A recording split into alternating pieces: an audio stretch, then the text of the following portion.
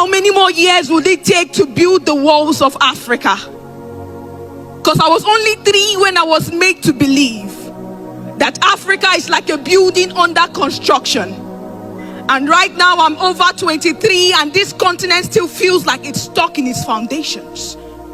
Because tell me why we have the Dangote capacity yet our infrastructures are still built on structures that scream scarcity. Tell me why we have tech bros in Nairobi, Kenya and South Africa yet we are still suffering digital malaria. Tell me why Africa is walking naked when we have Vicky James who snatches creativity like the art of Akosed or Tepe Magugo, who weaves stories while making clothing or Sheyi Vodi, whose fashion empire began with a dream and not a body. Why are we like a song without reading when the blood within our veins carries the beat of Fela and Nicola Bokuti? When our voice still carries the power of the songs of Lucky Dube?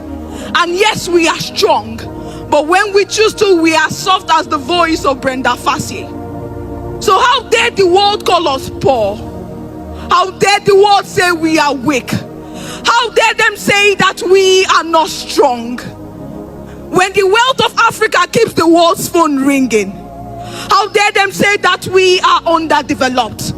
When our sweat built their castle. So I am here to remind you that Africa is no longer that continent that is underdeveloped, because we are a generation of builders, idea crafters, system shakers.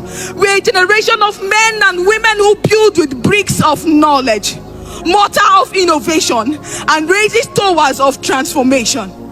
Because Africa is that content creator turning 10-second clips into 10,000 life lessons. Africa is that tech bro who is still coding under flickering lights. Africa is that painter who is throwing colors of paint on walls where hopes has been lost. Africa is that entrepreneur who is feeding his family and more from an akara store. And trust me, this is that part they won't show you on TV. This is that part you won't see on the Western headlines. Because when they gave us chains, we turned them into jewelries.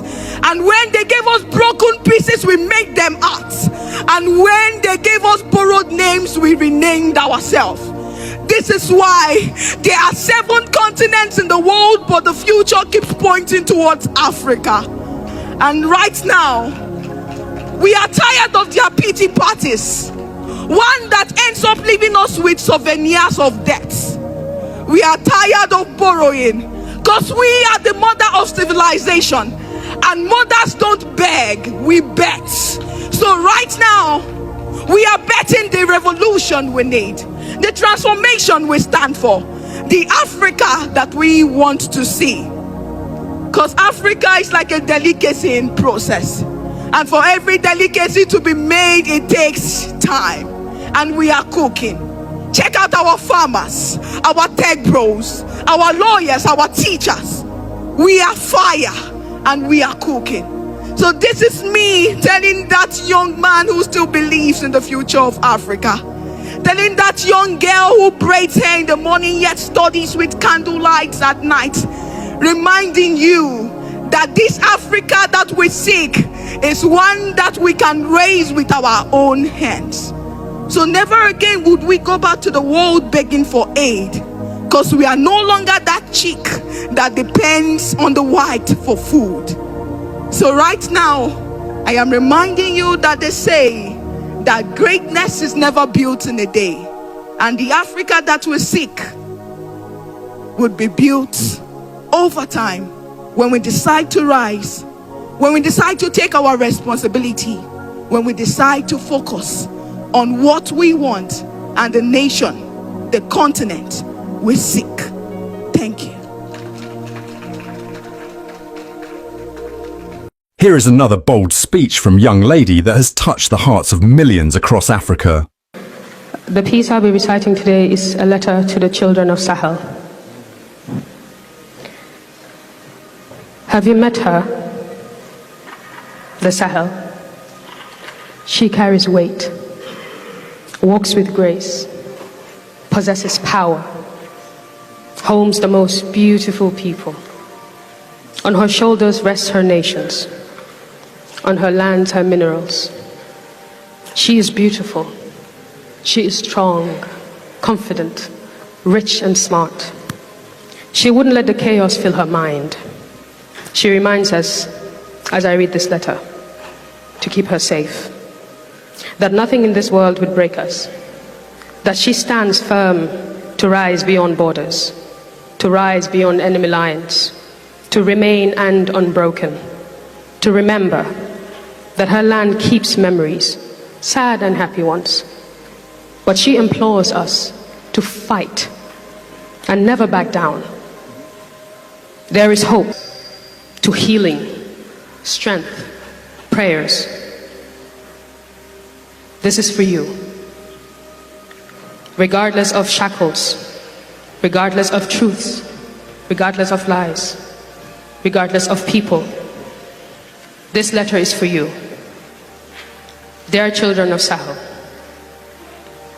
there are many versions of this story, told by many preachers, sculptors, poets.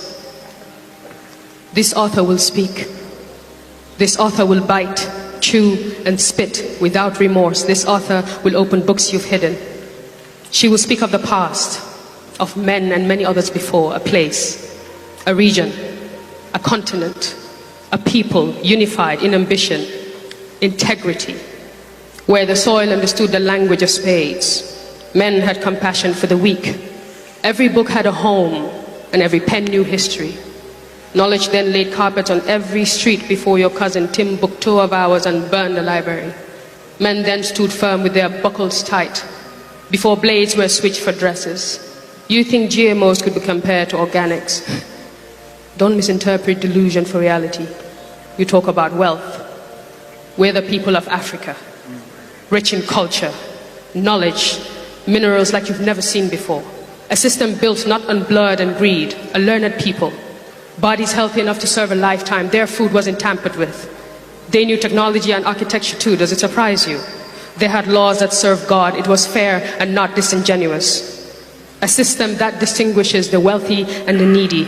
Not one that takes a piece of your mind for a piece of your minds. Not one with an invisible hand to rule. Not one built on fiscal illusion and a hidden economy. This should be a better and different governance. Not one with an order for a new world, a game of chess.